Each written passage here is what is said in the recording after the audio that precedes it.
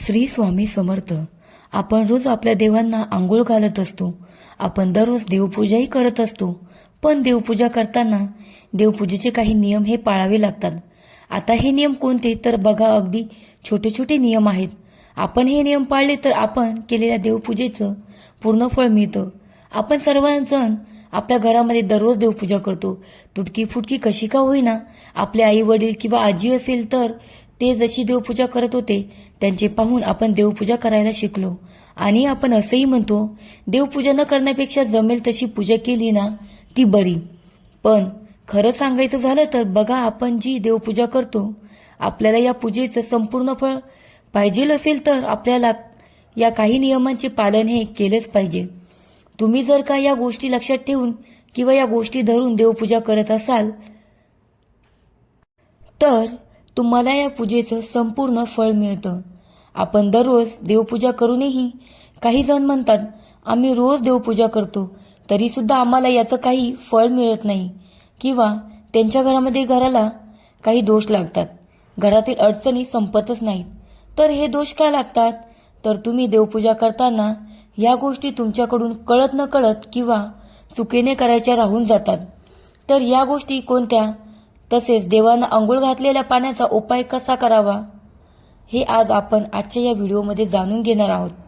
पण व्हिडिओमध्ये पुढे जाण्याआधी जर तुम्हालाही परमेश्वराच्या कृपा आशीर्वाद तुमच्यावर राहो असे तुम्हाला वाटत असेल तर या व्हिडिओला एक लाईक करा आणि चॅनलवरती नवीन असाल तर सबस्क्राईब करा. तसे कमेंटमध्ये श्री स्वामी समर्थ नक्की लिहा.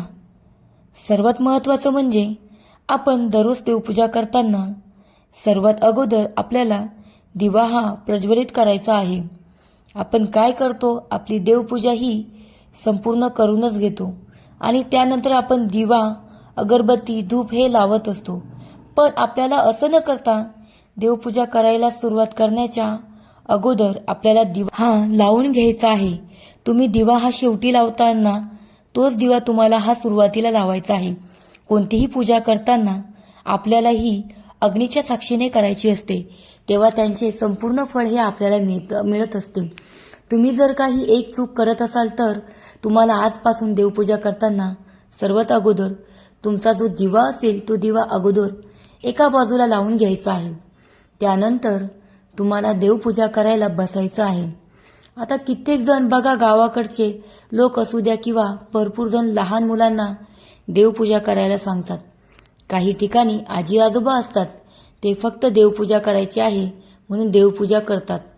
परंतु देवपूजा करायला बसताना आपल्याला आसन घेऊन बसायचं आहे. तुम्ही बसायला एक आसन घ्या.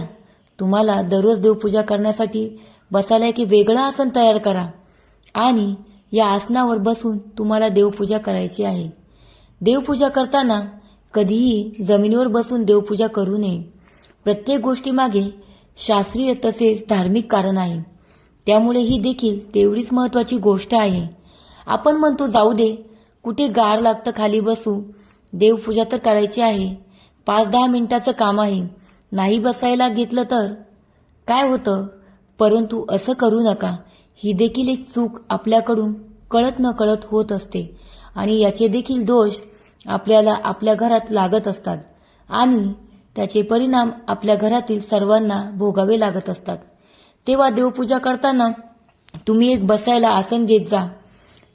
यानंतर आपण जेव्हा देवपूजा करतो तेव्हा देवपूजा केल्यानंतर जे देवांना घातलेले आंघोळीचे पाणी असतं किंवा देवांना आंघोळ कशी घालायची बघा, आपण काय करतो, एक भांडं घेतो, एक मोठं कटोरी किंवा एक तामण घेतो, त्याच्यामध्ये पाणी भरतो आणि सगळे देव त्याच्यामध्ये बुडवून त्यांना आंघोळ घालत असतो. पण बरेच जण या पद्धतीने देवाची आंघोळ आटपतात. तर आपल्याला असं करायचं नाहीये. किंवा तुम्ही काय करताय, एक कटोरी किंवा एक भांडं घेता, त्यात सर्व देव ठेवतात आणि सर्व देवांवर तुम्ही तांब्याने पाणी ओतत असतात. तर आपल्याला देवांना अशी आंघोळ सुद्धा चुकूनही घालायची नाही. यामुळे आपल्याला 100% दोष हे लागत असतात. देवांना आंघोळ घालण्यासाठी तुम्ही काय करा, सर्व देव तुम्ही एका तामणात किंवा एका ताटलीत काढून घ्या.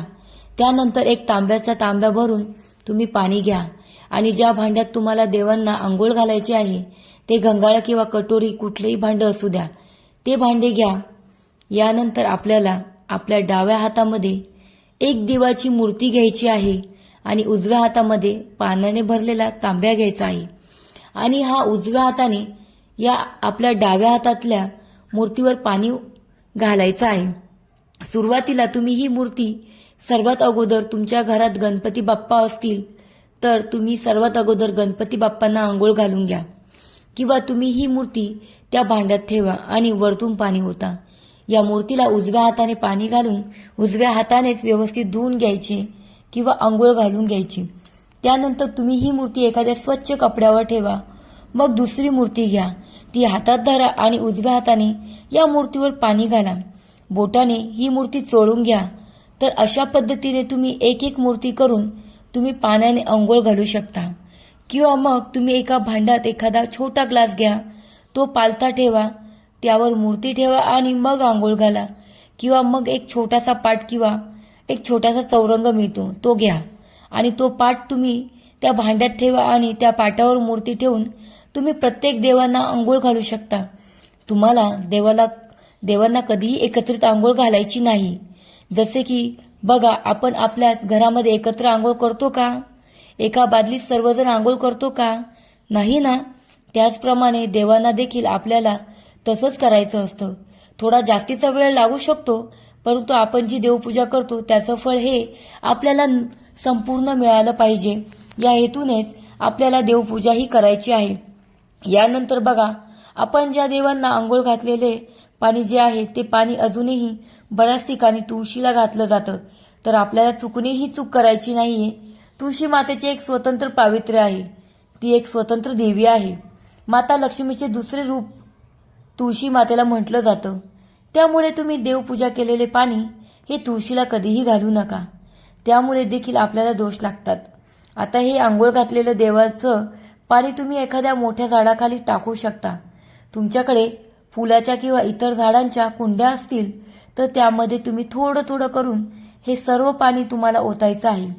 हे पाणी तुम्हाला कधीही रस्त्यावर किंवा पायंदळी ओतायचं नाही किंवा तुमच्या वॉश बेसिनमध्ये देखील तुम्हाला हे पाणी ओतायचं नाही किंवा पाणी कोणाच्या पायाखाली येईल असं देखील आपल्याला ओतायचं नाही. तर हे पाणी आता काही ठिकाणी झाडं नसतील किंवा काही लोक फ्लॅटमध्ये राहत असतील, त्यांच्याकडे झाडे नसतील किंवा कुंड्या नसतील, तर अशा वेळेस त्यांनी त्यांच्या फ्लॅटखाली येऊन तुमच्या इथे आसपास मोठे मोठे झाडे असतील, गार्डन असेल तर त्या ठिकाणी मोठ्या झाडाच्या बुडाशी हे पाणी ओतायचं आहे.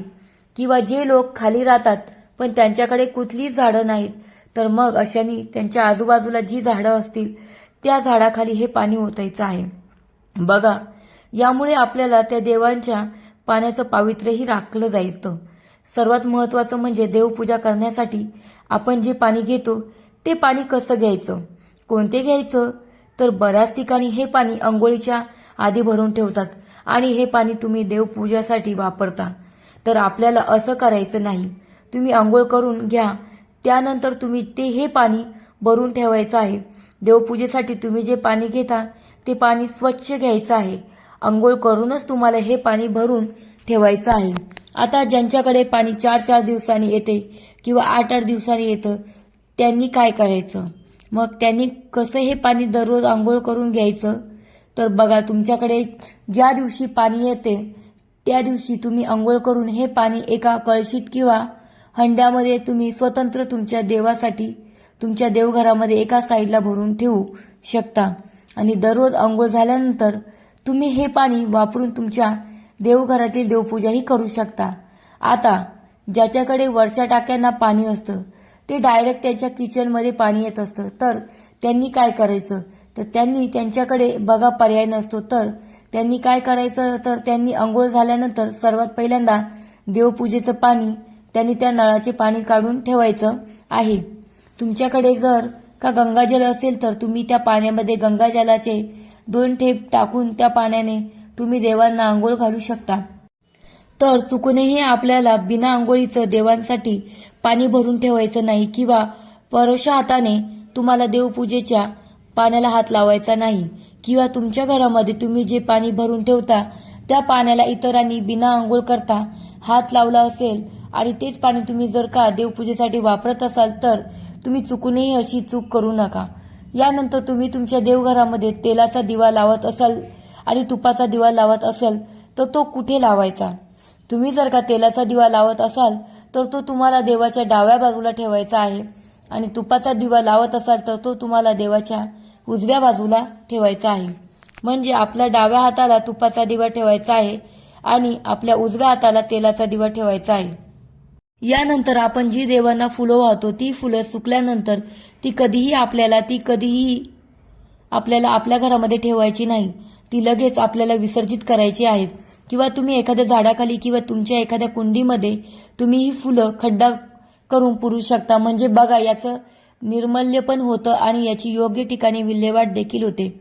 आणि देवांची फुलं आपल्याला कचऱ्यात कधी टाकायची नाहीत किंवा कुठेही आजूबाजूला फेकायची नाहीत.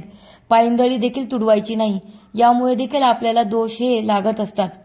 आता देवांच्या बाबतीत जेवढ्या गोष्टी असतील तेवढ्या वस्तू असतील आपल्याला हे पावित्र्य राखायचं आहे. अशी ही फुलं तुम्ही घरात सुकवून ठेवू नका किंवा घराच्या आजूबाजूला कुठेही कधीही फेकू नका. थोडासा आपल्याला वेळ लागतो पण ती व्यवस्थित आपल्याला जिथल्या तिथे ठेवायची आहेत. यानंतर बघा, आपण जे हळदी कुंकू देवांना लावतो तर आता प्रत्येक देवाला हळदी कुंकू लावायचं असतं का? तर नाही. बघा, तुम्ही देवांच्या मूर्तीला हळदी कुंकू लावू शकता. आपल्या देवघरात जर दत्ताची मूर्ती असेल तर त्यांना आपल्याला अष्टगंध लावायचा असतो. त्याचप्रमाणे बाळकृष्णाची मूर्ती असेल, बाळकृष्णाच्या मूर्तीला तुम्ही अष्टगंध गुलाल लावा. आपल्याकडे बघा, भगवान शंकराची मूर्ती असेल किंवा शिवपिंड असेल तर बघा, आपल्याला कधीही चुकून हळदी कुंकू लावायचं नाही. त्यामुळे भगवान शंकर क्रोधित होतात आणि आपल्याला कळत न कळत याचे दुष्परिणाम हे भोगावे लागतात. आपल्याला भगवान शिवाची तुमच्याकडे जर शिवपिंड असेल तर आपल्याला याला भस्म लावायचा आहे. बघा, जो पांढरा भस्म असतो, चंदन असतं, ते तुम्हाला लावायचं आहे. त्याचप्रमाणे आपल्याकडे जर विठ्ठल रुक्मिणीची मूर्ती असेल तर आपल्याला विठ्ठलाला अबीर, बुक्का किंवा अष्टगंध लावायचा आहे. रुक्मिणीच्या मूर्तीला हळदी कुंकू लावायचं आहे. अशा ज्या छोट्या छोट्या गोष्टी आहेत त्या गोष्टींचे आपल्याला पालन करायचे आहे. स्वामी समर्थांची मूर्ती असू द्या तर त्यांना देखील आपल्याला हळदी कुंकू कधीच लावायचं नाही. तर अशा छोट्या छोट्या गोष्टींचे पालन आपल्याला आपल्या देवघरामध्ये करायचं आहे. त्याचप्रमाणे आपण धूप अगरबत्ती लावतो. आता याची जी शिल्लक राहिलेली राख असते, आता ही राख सुद्धा काही जण काय करतात, झाडू मारताना सुपलीत भरून घेतात व ती कचऱ्यात टाकतात. तर असं करायचं नाही. तर ही राख आहे किंवा आपण धूप लावलेली जी राख आहे ती तुम्ही एका ठिकाणी गोळा करा किंवा तुम्ही मग लगेच तुमच्याकडे जर एखादं झाड असेल, कुंडी असेल तर त्या कुंडीमध्ये टाकू शकता. त्याचा उपयोग खत म्हणून देखील होतो आणि याची योग्य ठिकाणी विल्हेवाट देखील होते. याप्रमाणे आपल्याला दोषही लागत नसतात. त्याचप्रमाणे देवांना कधीही शिळी फुलं आपल्याला अर्पण करायची नाहीत.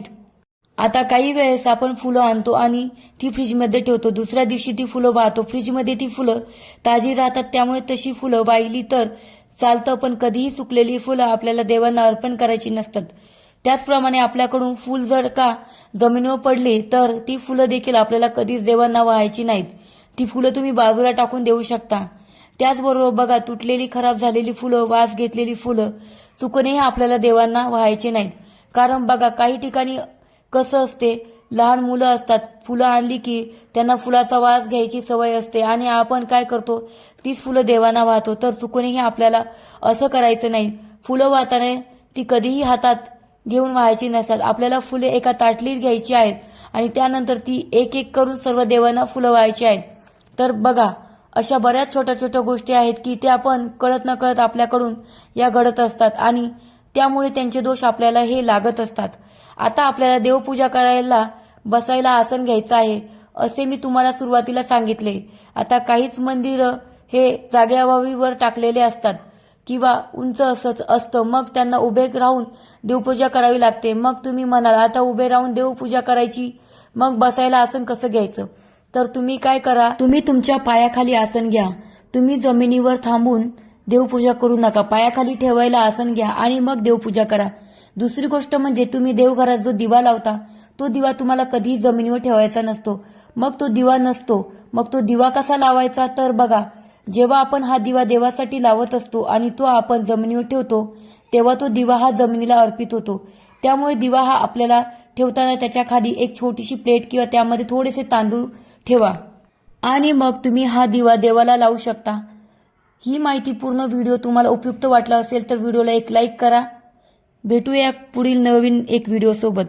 तोपर्यंत चॅनलला लाईक करा, सबस्क्राईब करा, शेअर करा. धन्यवाद.